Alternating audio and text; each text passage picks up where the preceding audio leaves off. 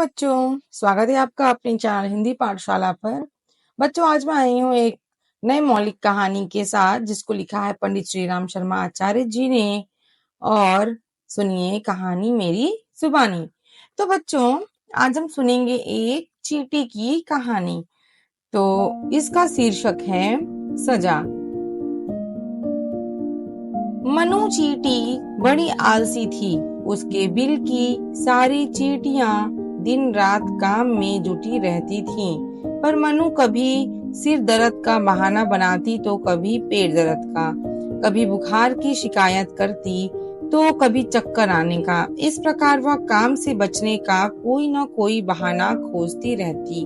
जब कोई बहाना बना पाती तो धीरे धीरे बड़ी सुस्ती और लापरवाही से काम करती, काम को जानबूझकर बिगाड़ने की कोशिश करती, जिससे आगे से उससे कोई काम करने को ही न कहे। वह यह नहीं सोचती थी कि ऐसा करने में उसकी अपनी हानि है। उल्टा सीधा काम करेगी तो कोई भी उस पर विश्वास नहीं करेगा और न ही कोई उसे प्यार ही करेगा। एक दिन रानी चींटी ने सभी चींटियों को आज्ञा दी कि वे सभी अंडों को बरगद के पेड़ के पास जाकर कुछ देर धूप में रखेगी। मनु रानी के आगे कुछ न कह पाई। मन मारकर उसे जाना ही पड़ा। पेड़ के नीचे जब सारे अंडे रख दिए गए तो राधा नाम की चींटी, जो श्रमिक चींटियों की नेता थी, मनु से कहने लगी, मनु, हमारे खाने का भंडार खत्म होने जा रहा है, अतएव हम सब खाने की तलाश में जा रही हैं। तुम्हारे पास चीनू को छोड़े जा रही हैं। तुम दोनों मिलकर सावधानी से अंडों की रक्षा करती रहना, लापरवाही न करना। तुम्हारे ऊपर बहुत बड़ी जिम्मेदारी छोड़ रही हूँ। मनु ने बड़े नखरे से अपनी गर्दन हिलाकर हाँ कहा और अंडों के पास उनकी रखवाली के लिए जाकर बैठ गई। थोड़ी देर तक वह आराम करती रही, चीनू से बात करती रही, पर जल्दी ही उसका मन भर गया। धूप में बैठना भी मनु को अच्छा नहीं लग रहा था। वह छाया में लेटकर सोना चाहती थी। मनु चीनू से कहने लगी, चीनू, मैं जरा सा घूमने जा रही हूँ, अभी आती हूँ। चीनू बोली, मनु, इस समय तुम्हारा जाना ठीक नहीं है। हमारे ऊपर सारे अंडों की सुरक्षा का दायित्व है। ओह, अभी बस 5 मिनट में पानी पीकर आती हूँ। मनु कुपित सी होकर आंखें नचाकर बोली। बिना चीनू की ओर देखे, उसकी बात बिना सुने, वह तेजी से वहां से चल दी। बरगद के पेड़ के पास जाकर मनु रुकी। ठंडी ठंडी हवा आ रही थी। उसकी मन प्रसन्न हो गया। पेड़ के नीचे कुछ फल भी बिखरे पड़े थे।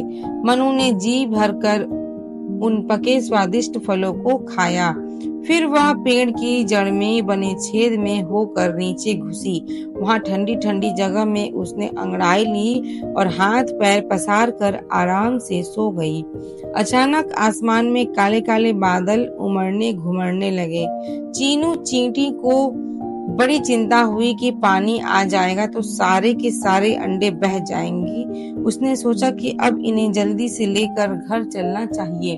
चीनू ने मनु को खूब जोर जोर से सैकड़ों आवाजें लगाईं, पर मनु सुनती कहाँ से। वह तो बरगद की जड़ के अंदर आराम से सो रही थी। आखिर चीनू थक गई। उसने सोचा कि यह दुष्ट न जाने कहाँ चली गई। जल्दी ही कुछ करना चाहिए, नहीं तो सारे अंडे पानी में बह जाएंगे। कुछ अंडों को मुंह में दबाए तेजी से दौड़ती हाँफती चीनू अपने बिल में पहुंची। वह रास्ते में इतना तेज दौड़ी कि उसकी सांस फूलने लगी थी, दम सा घुटने लगा था। क्या बात है चीनू? उसे देखकर रानी चींटी चिंता भरे स्वर में पूछने लगी।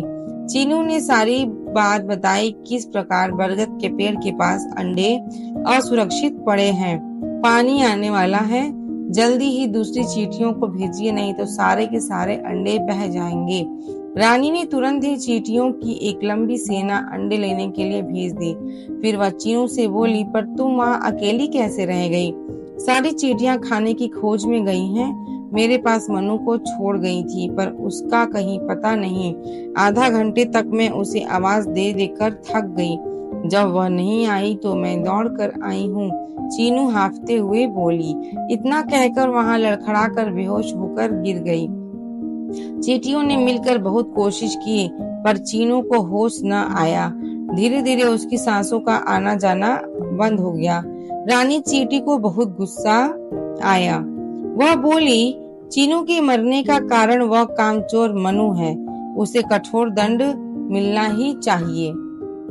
कामचोर, आलसी और निकम्मा अपनी ही हानि नहीं वरन दूसरों को भी नष्ट कर देता है। ऐसे को तो अपने साथ कभी नहीं रखे। सभी चींटियां गर्दन और हाथ हिला हिलाकर कहने लगी, ठीक कहती हैं आप महारानी जी। खूब पानी पड़ा, बिजली कड़की। उसके भी बड़ी देर बाद मनु की आंखें खुली। आंखें मलते मलते वह उठी और बोली, अरे आज तो मैं बड़ी गहरी नींद सोई। संध्या का झुटपुट हो रहा था। मनु तेजी से अपने बिल की ओर बढ़ने लगी। रास्ते में वह मन में यह सोचकर प्रसन्न होती जा रही थी, आज तो खूब मजा आया, काम की बला खूब टली। बिल में पहुंचते ही मनु की पेशी रानी चींटी के सामने हुई। मनु, तुम्हें बिल छोड़कर जाने की आज्ञा दी जाती है। तुरंत ही यहाँ से चली जाओ। रानी चींटी गुस्से में भरकर बोली और उसने मनु को देखकर मुंह फिरा लिया।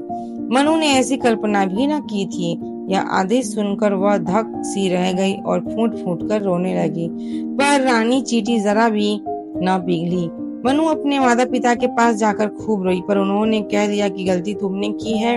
हम तुम्हारा थोड़ा सा भी पक्ष लेकर गलत बात का समर्थन नहीं करेंगे। रानी ही तुम्हें माफी दे सकती है। मनु फिर रानी चींटी के पास गई। उसकी रही सही आशा भी टूट गई थी। उसे उम्मीद न थी कि उसके माता पिता उसे बचाने की कोशिश करेंगे। वे तो कुछ भी न बोले थे। मनु रोती हुई बोली, महारानी जी मुझे माफ कर दीजिएगा। देखो मनु, तुम बहुत ही निकम्मी, लापरवाह और कामचोर होती जा रही हो। इन अवगुणों से जीवन में कभी कोई उन्नति कर ही नहीं सकता। वे सचमुच किसी एक को ही नहीं पूरे समाज को हानि पहुंचाते हैं। रानी चींटी बोली। मनु जब बहुत रोई गिड़गिड़ाई तो रानी चींटी कहने लगी, दंड तो तुम्हें भुगतना ही होगा। तुम्हारे ही कारण हमें वफादार और मेहनती चीनू से हाथ धोना पड़ा है। तुम कह रही हो कि आगे से ध्यान से काम करोगे, लापरवाही नहीं करोगे, इसलिए तुम्हारा दंड कम किया जाता है।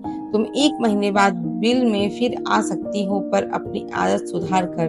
जो बुराइयां तुम दूसरों में देखती हो, जिनके लिए उनकी आलोचना करती हो, उन्हें अपने अंदर भी न रहने दो। लाचार मनु चींटी को 1 महीने के लिए बिल छोड़ना पड़ा। वह अकेली पुष्कर तालाब के किनारे घूमती रहती है। न कोई उससे बात करने वाला है और न उसका ध्यान रखने वाला है।